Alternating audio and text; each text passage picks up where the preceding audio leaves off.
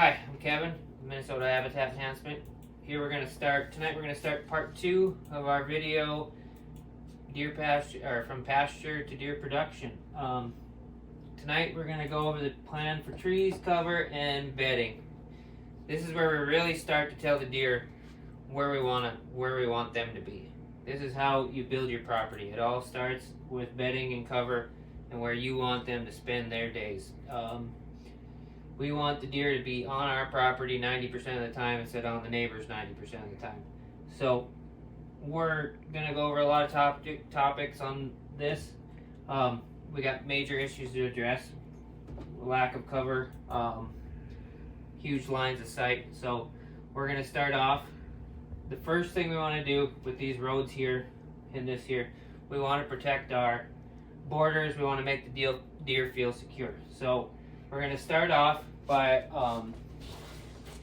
planting tree rows along our road edges. We have, we're going to put in hybrid popples, white pine, and red pine.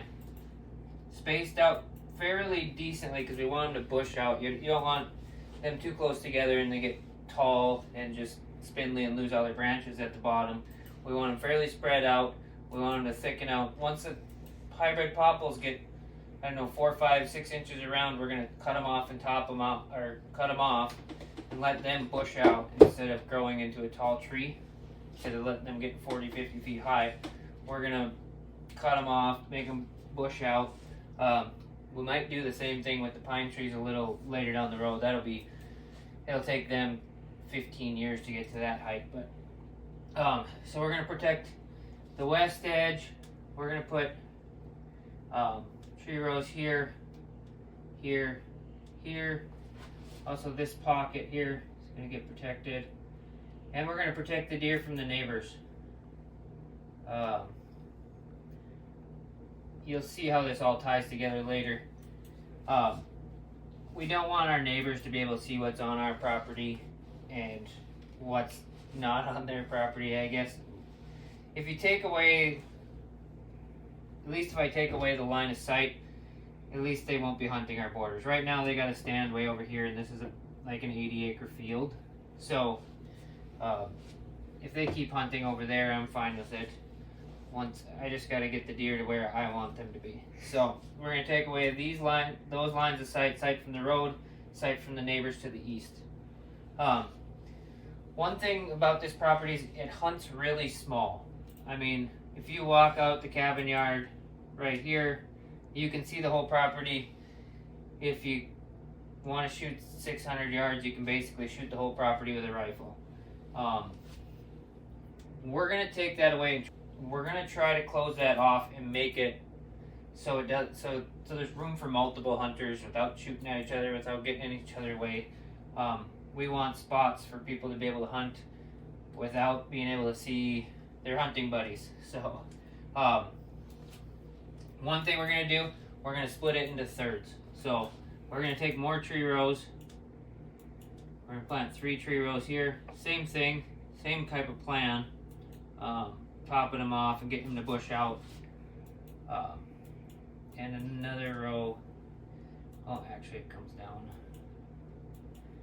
about here.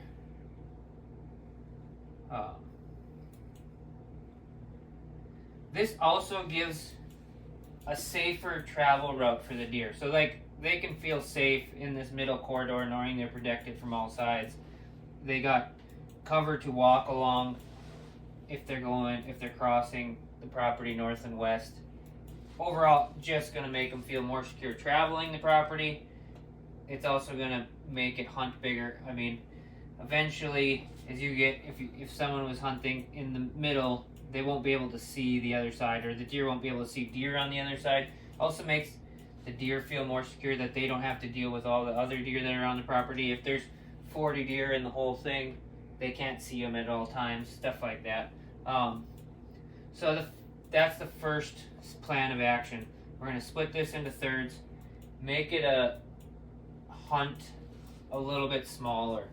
The next thing we're going to do, so that protects our borders, lines of sight from people, and also lines of sight that gives the deer a little more. We want the deer to travel the whole thing and not be able to see a deer on the other side. So it works out a lot better if this deer that comes out here can't see that there's deer out there. He makes him have to walk and place his marks on all the different food plots, all the different food sources that are on this property. It makes him have to travel and to check, especially during the rut. He's going to have to travel them, sign them, and mark them all as his territory, instead of just being able to stand in the middle or come out of this edge and look over the whole thing and know that nobody else has been there. So it'll really help for that too. Keeping territorial buck, it'll make him guard his territory a little harder. That sounds weird, but it does. Next thing we're going to do, we need to add bedding. So the next goal of this property is get the deer to bed on the property. Right now you have this 20-acre chunk of mainly willows, and in the future we're going to take that out. I mean, it'll be 10, 15 years down the road when these other bedding areas get to where they need to be. But we're going to take this out and get the deer as far into the property as we need. So right now there's bedding here and there's bedding in the house grove for some doe groups. But what we're going to do is we're going to take and we're going to add trees and shrubs. So right now there's no woody browse on this property, hardly at all. I don't know what shape I'm going to do yet, but I'm not going to plant them in rows. So let's take this. Okay, so we're going to plant the bedding area here. It'll probably be about 10, 12 acres worth of trees and shrubs and switchgrass mixed in there. It'll be very diverse. And we're also going to add, I don't know, I think this one ends up being like 8 acres in here. And then another like 10, 12 acres in here. Like I said, the goal of this is to get the deer off the neighbor's property. We want the deer as far away as the neighbor's property as we can get them. So we want them to be bedding in here and coming to one of these food plots and then going somewhere else after dark. But we want their first stop during daylight. We want them to be on our property during the daylight as much as possible. You can't control everything, but the more likely you are to do that. So that is our plan, how we're going to put the bedding areas. I'm going to erase all this and we're going to go into a little more detailed how I'm going to do each bedding area and how I'm planning on doing it. So I'm going to pause here and I'll come back and I'm going to erase all this. Now we're back. I got this all erased. I'm going to draw out my bedding areas and how I want them to do. And we got 3 big bedding areas. We'll probably do each one a little different.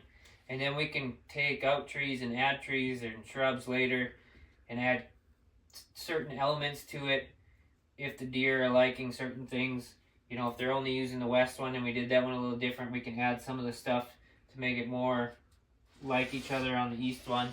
So I'm kind of going to do each a little different, but this is kind of the basic plan of them.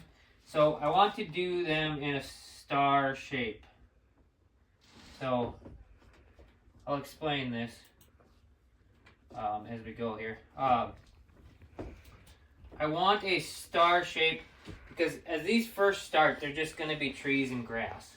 They're going to be basically this tall in grass. And the deer are going to start bedding in them as soon as there's adequate cover and they feel a little bit of safety in them. So I'm going to make them in a star shape mainly for the beginning. But I want to give, so we're going to plant pockets of like shrubs, willows and some dogwood and some stuff like that on the outside edges of this star shape. And the goal of those, and they're going to be really close together. I mean, I'm talking 2 feet between each one, maybe a foot in spots.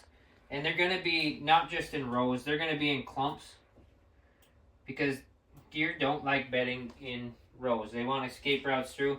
So there might be, I might have at the end of this one, say 30 willows, boom, boom, boom, boom, boom, and then a little gap in them, boom, boom, boom, boom, and a little gap in them, boom, boom, boom, boom. Just to kind of simulate more of a natural bedding area and a natural seated area. I don't want just a line and then another line and another line, because there's no angles. There's no deer like bedding at the ends of points with cover on their back. This is extremely flat land, so they don't use the topography really to their advantage a lot. So they do it with cover. We're gonna put those clumps. Bucks like bedding with thick cover on their back, with the wind from their back, with their wind coming through the thick cover, and then being able to see out into an open area. So we're gonna plant shrubs around here, around the whole outside, because in the early stages, my best guess is that most of the deer, bucks, are gonna bed on the end of these points. So if we get, our most common wind is a northwest wind, so they'll be coming across there like that, with the buck bedding, with those willow clumps on his back, being able to watch out over the field that's out here. That's my best guess. It's what I've seen from hunting a lot of public land and a lot of weird spots. Also, you got to give the bucks room to get away from the doe groups. The does are gonna, we have wolves up here. Most does up in this area, they bed in really thick cover and they bury themselves in it. They'll be surrounded by willows, and they'll find maybe a little pocket that's maybe 20 yards by 10 yards, and 4 or 5 does and fawns will bed in that little area, in that little hole, completely surrounded. Wind direction doesn't matter as much with does, but they'll bed in those clumps wherever they can find a little opening and a dry spot to lay down. So that way we're going to keep this open. So we're going to do, after we do those willows and brush, and we also want to feather our edge. There's a big talk about feathering our edge now, so we're going to step it up. So it'll be some sort of grass on the outside, probably a blue stem. It does really well in our dry stuff, and it stands up fairly well. So probably a blue stem around the outside, blue stem type grass on the outside. It doesn't get too tall where this deer that's bedded there can't see through it or above it if he really has to. But it stays upright enough where they'll feel like they're secure. Then we'll take that brush. So we want to step it up. So if you're looking at it from the ground, we'll have the grass be about yay tall, and then we'll have the brush that'll get up about this tall.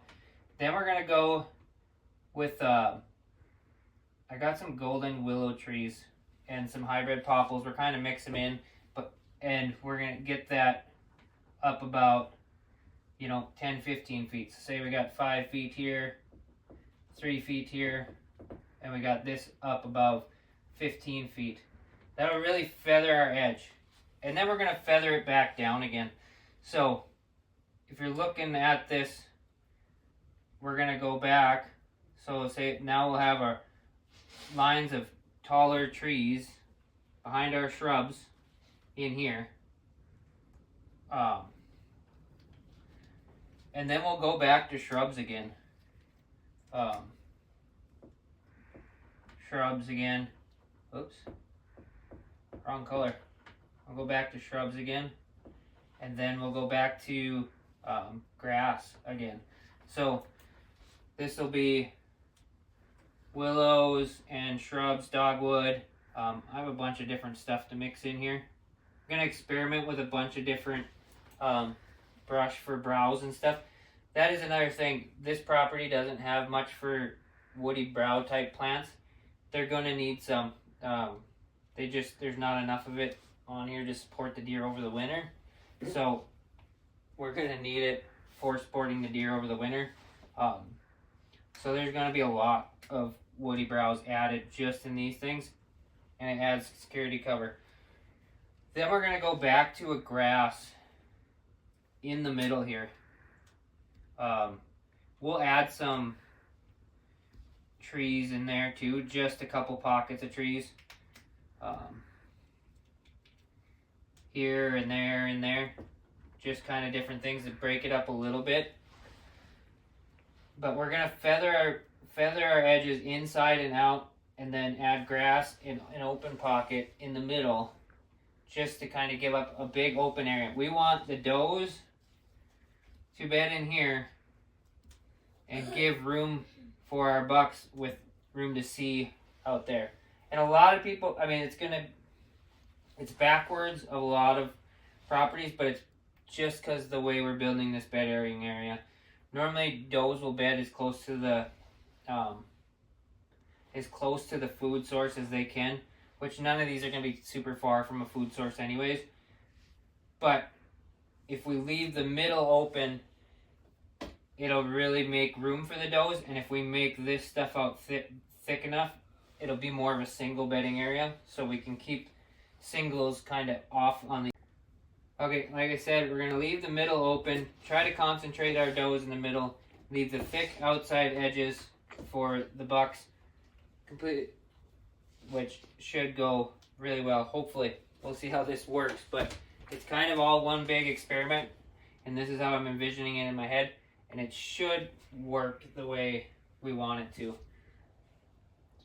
But we're going to go back, I'm going to erase all this, we're going to draw the big property again, and we're going to see how these lay out. But each one of these is going to be about anywhere between 10 and 15 acres. So right there, that's adding 40 acres of cover to the property that has none. So we'll draw this all back out, we'll lay them out, and I'll be back. Okay, and we're back. So we went over what we're going to do for each bedding area. We laid those bedding areas out where they're going to be. We're going to have 3 big I shouldn't say bedding areas. Hopefully they're bedding areas, but cover areas. The rest of everything I've drawn out, all this purple is just still grass. So, and it lays down in the winter. I mean, it only gets 2.5 feet tall. I mean, it's barely up to, I mean, the tall stuff is up to a deer's belly. That's about it. So a deer's still wide open, buck naked if he's out in that stuff. And we don't want the deer to feel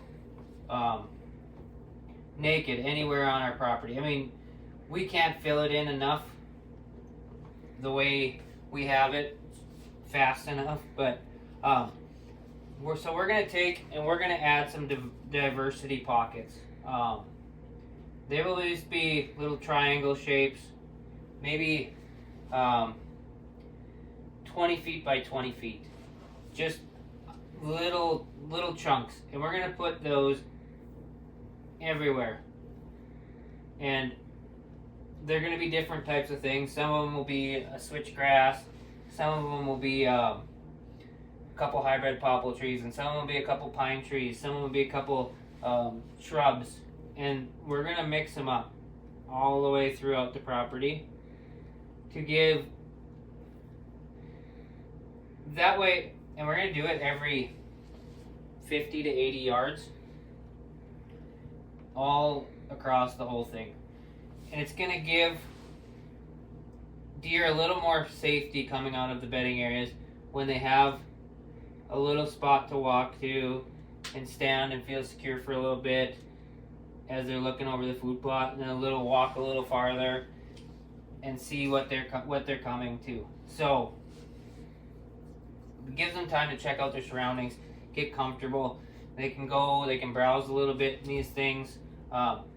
It also is going to give a little bit of standability to the grass that is out there, the natural grass, the prairie grass that is out there. Not a whole lot, but it's going to help a little bit with that.